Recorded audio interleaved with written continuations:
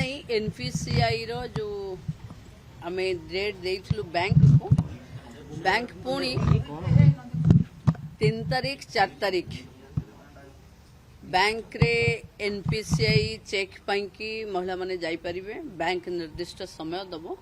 किंतु चतुर्थ पर्यायर सुभद्रा टंका हिताधिकारी को आसंता फेब्रुआरी 8 तारीख रे मिलिबो। आमे जाजपुर स्थान करिवु जाजपुर रु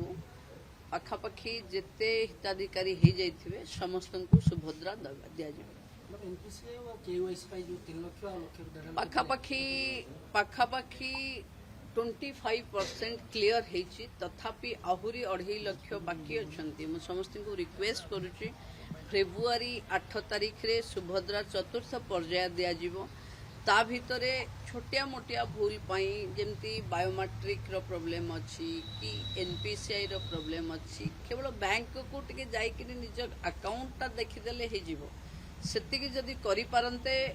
समस्त को सुभद्रा आमे फेब्रुआरी 8 तारीख रे दे दियंतो।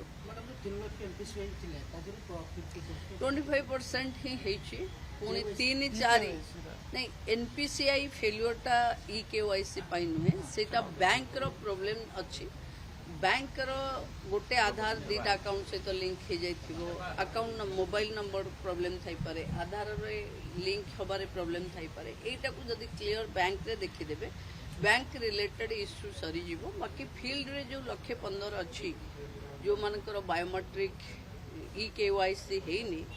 मु भाबुची से माने करि देबे पाखापाखि पूरा ओडिशा भितर लक्ष्य अच्छी माने बहुत कम अच्छी से माने एलिजिबल कि नाही मु कहि परिबिनी किंतु एनपीसीआई फेल्युअर जहार अच्छी से माने एलिजिबल से माने देखा हेची से माने पैरामीटर भितर आसुचंती केवल बैंक रे तांकर टिके एनपीसीआई रो एबल टू करि देले ए माने सुविधा हबो एनको अकाउंट रे ए माने डीबीटी पाइबे एमती गोटे थाए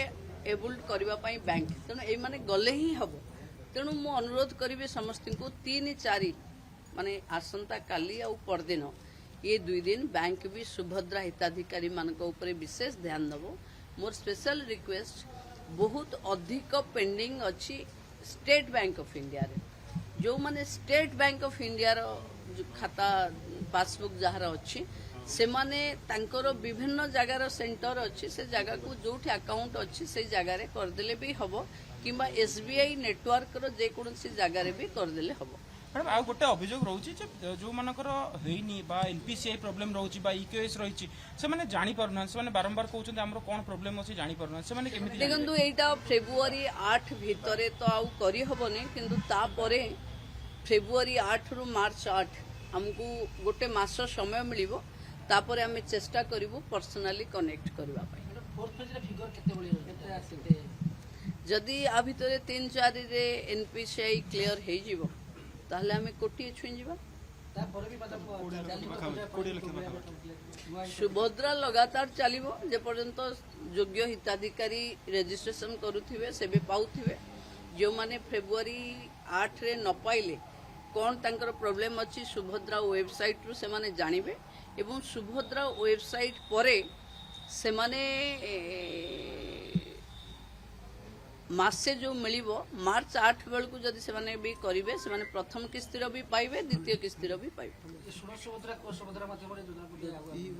देखो एबे ग्रीवांस रिड्रेसल होछि मो रिक्वेस्ट करिवि जो माने कर किछ असुविधा अछि से माने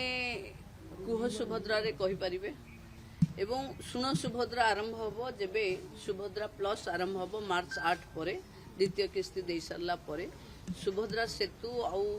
सुन सुभद्रा ये दुईटा जो मॉड्यूल फाइनल हबो वर्ल्ड स्किल सेंटर आउ आईआईएम रो तंकर मार्केटिंग केमती हबो आउ प्रोडक्शन कोन स्किल रे आसीबे तार तदारक हबो। मु भाबुची सुभद्रा को नेई जो संदेह भी लोकों मन रे थिला मते किछि लोक कहउथिले कि सरकार को पाखे पैसा नाही बोदे सरकार सेति पई डेट गडौचन एभली कारण किछि नाही। बजेट रे 10,000 कोटी आमे सुभद्रा पई रखिथिलु सप्लीमेंटरी बजेट रे पुणी 1200 कोटी आनिथिलु पाखापाखि 11,000 कोटी आम पाखे अच्छी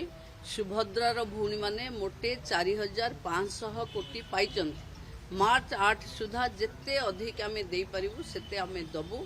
दबारे सरकार रो मनोवृत्ति रे किछि खराब नहीं किंतु शेष हिताधिकारी पाई जाऊ केही वंचित न हो आकु ध्यान रे रखी आम बार बार समय दउछु।